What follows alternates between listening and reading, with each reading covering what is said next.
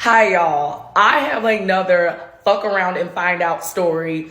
Okay, so now it's post inauguration. We are now starting to see the effects of certain policies. So here locally in the Kansas City area, just reading up on the local news, it turns out with the federal government, cleansing that Elon Musk wants to do.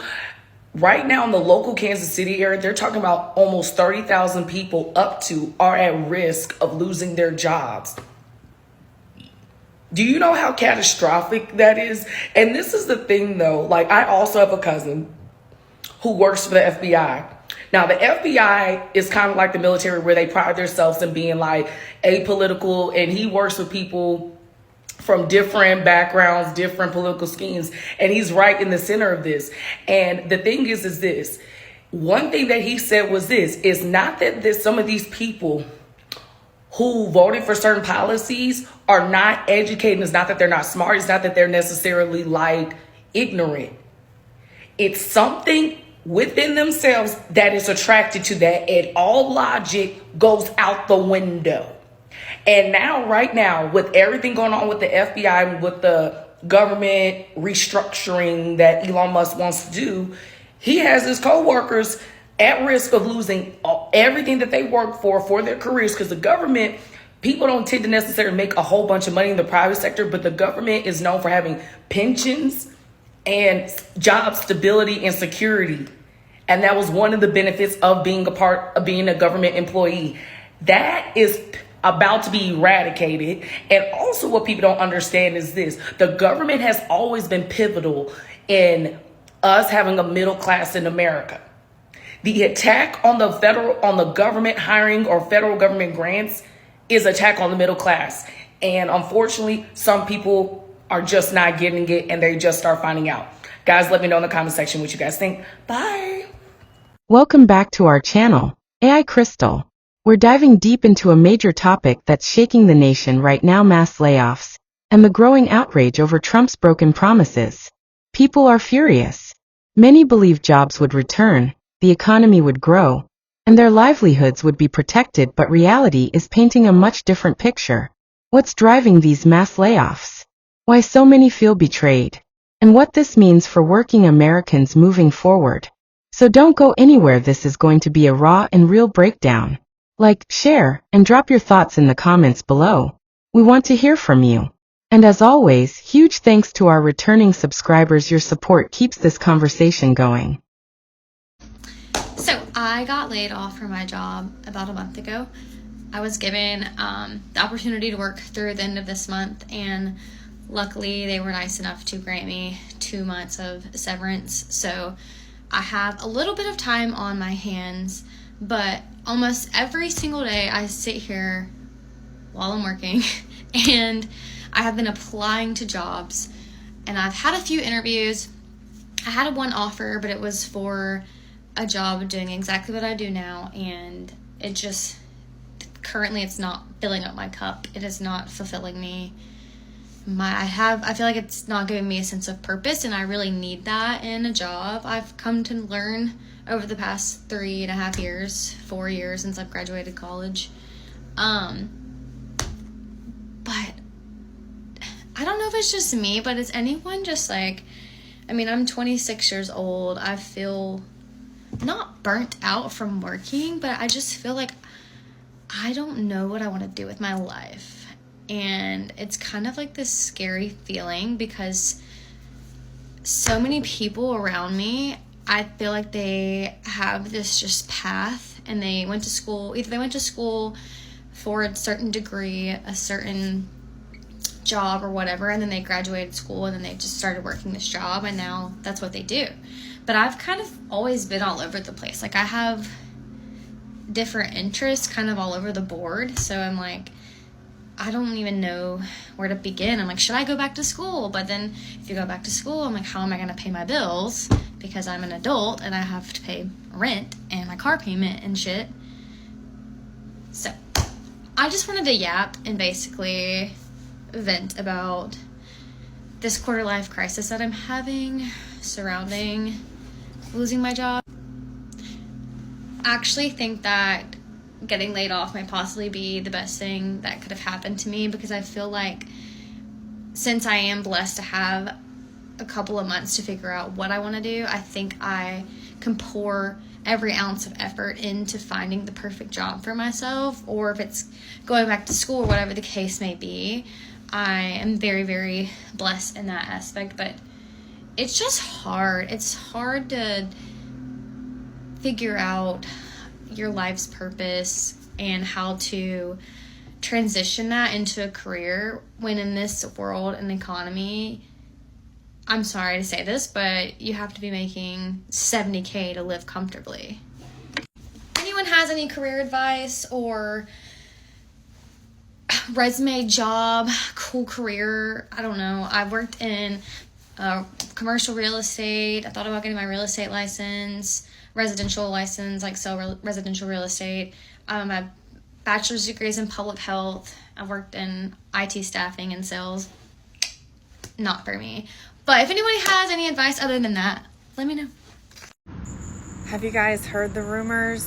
Looks like Cisco is about to do another big layoff, just like the one that I was caught up with in February.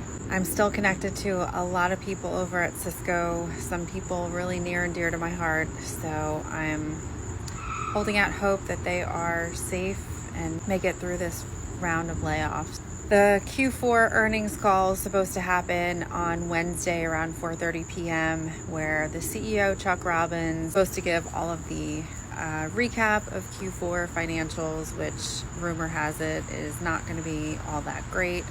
And at that time, he'll announce that they're getting ready to do another round of layoffs, which is exactly how it played out back in February. Earnings call, announcement, and then I'm pretty sure it was the day after the earnings call, Thursday, or it was Friday. I honestly can't remember. I am thinking about everybody at Cisco because I still have like a little bit of PTSD, not being that far removed from the situation, just always having to look over your shoulder. It's tough. It's really rough in the tech industry in general. If you've seen any of the headlines, then you would know that Intel slashed, I think it was 15,000 people, and Dell cut 10,000 people. So it almost makes Cisco's 4,000, or at least that's what it's projected to be, seem small, but not insignificant by any means. I'm very thankful to have landed a job and to be with a really great, reputable company, working with some amazing people, still getting to be in the tech industry and work with some of the same customers that I did before. For now, I think I'm safe where I'm at, but none of us can ever know exactly what tomorrow's going to bring. So I was part of a mass layoff, and today was my last day of work. And yeah, I don't really know what to do with layoffs. Like, I'm not experienced in them. I don't think anyone is. And it's been a really weird day today. I didn't know what to do with myself, so I just did a workout, and now I'm putting together my dinner. I did feel like I was expecting this, and I had like warning, so I feel really lucky for that because I have already started my job search and I have 4 months of severance, so I have a little cushion time. But with the way the economy is going, I'm actually super nervous about finding a job. I think what scares me the most is I actually bought my own place a couple years ago, and I can't make my mortgage payments with EI.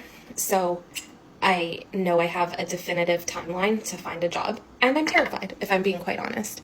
The other thing that I'm super nervous about is being able to afford my food, because gluten-free food is more expensive than average food. I'm also very lucky that I have the support of my family if I need anything, but I also know that my parents are old and they're retired, so leaning on them for support isn't the right thing to be doing right now. I also think I felt a lot of shame when I found out I was losing my job, and it literally was nothing based on performance, but I still felt like I'd done something wrong and I was to blame. I've gotten past that now, and I know that it's just how the workforce is, but definitely something hard to get past. I know that a lot of people are going through this right now. Layoffs are crazy, left, right, and center in North America right now, and it's just really sad to see with inflation people losing their jobs and not being able to afford to put food on the table for their families. And so just know you're not alone. We're all going through this, and we can lean on each other for support, because this is a really, really weird time, and I feel like no one's talking about it. Well, you knew it was only a matter of time before one of the big corporates tried to figure out how they could lay off a bunch of people, mass layoffs without severance. And it appears Meta's going to be the one that tests this. They announced layoffs of up to 5% of their workforce. I think that's close to 4,000 employees. And they're using performance reviews in order to decide who they're letting go. Now, there's mixed signals. So if you're in Meta and you've got one of these severance packages, let me know. But I heard it's going to be minimal compared to what a traditional layoff package is. So maybe they're trying to skirt around the legal issue. Again, this just brings into call, are they phantom pips? Are these folks at a performance review after 20 years without any issues? They got one performance review and now they've been terminated. To me, this sounds like a way to turn over the folks they want out of the organization subjectively. Could it be age related? Could it be cost related? I would bet almost everything I have that it's going to be cost related. Because they even said that they're going to backfill some of these positions. Guess what? They're going to backfill with cheaper people or offshore talent in order to do this. So again, I think this is just the first step. You're going to see a lot of these other big orgs follow this, especially if there's not a ton of pushback on what Meta's doing. Curious to see if this is legal, right? Our employment attorney, Craig Levy, I wonder if he's got any thoughts of, if this is legal, especially if this was a phantom PIP or the first time in 20 years you've been written up and now you're terminated. Seems kind of shaky, because I've seen how these orgs work and how unorganized they are and how subjective these performance reviews are. So we'll see where it goes. And if you do work for Meta and you were part of this or heard how they've made this decision, I'd be curious to hear from you as well. So again, if you're one in Meta, heads up, I guess you probably know by now. And two, if you're in any of these other big orgs, it's all copycat. So this is going to be just the first domino to fall. So like I said, if you are a Gen Xer and you're caught in this and you're looking for a plan B, come connect with me. Again, we've got a number of free tools to help you think about life outside of corporate so you don't have to deal with any of this crap. Again, we've got a free Slack group of Gen Xers, almost 1,700 of us in there now, and also some other free tools to help you think about, life after corporate. So as usual, if you're still in corporate, Mass layoffs refer to large-scale terminations of employees, often due to corporate restructuring, economic downturns, or technological disruption. These events don't just impact the individuals who lose their jobs, they ripple through communities, industries, and even national economies. Real-world examples. Tech industry cuts 2022 to 2024. Major companies like Google, Amazon, Meta, and Twitter laid off tens of thousands of workers. Reasons range from overhiring during the COVID-19 pandemic to shifting priorities in AI and automation. General Motors 2019. GM announced the closure of multiple plants and layoffs of over 14,000 workers. Despite strong profits, the company cited the need to adapt to the changing auto industry. This sparked outrage, especially in regions Trump promised to revitalize. Political promises and public reaction. Donald Trump's 2016 campaign heavily emphasized bringing back manufacturing jobs and protecting American workers, especially in Rust Belt states like Michigan and Ohio. His administration made high-profile visits to factories, touted tax cuts for corporations, and promised companies would be penalized for outsourcing. However, several major layoffs occurred during and after his presidency, including Carrier 2016 to 2017. Despite Trump's intervention, the company still laid off hundreds of workers. Harley-Davidson 2018 announced plant closures while receiving tax cuts. Lordstown GM plant closure 2019. This hit Ohio hard, a state Trump vowed to protect, leading to widespread anger and disappointment. Public sentiment. Many Americans, especially in blue-collar industries, felt misled by these outcomes. Workers who had hoped for job security under Trump's leadership found themselves unemployed, with few options and dwindling trust in political promises. Conclusion.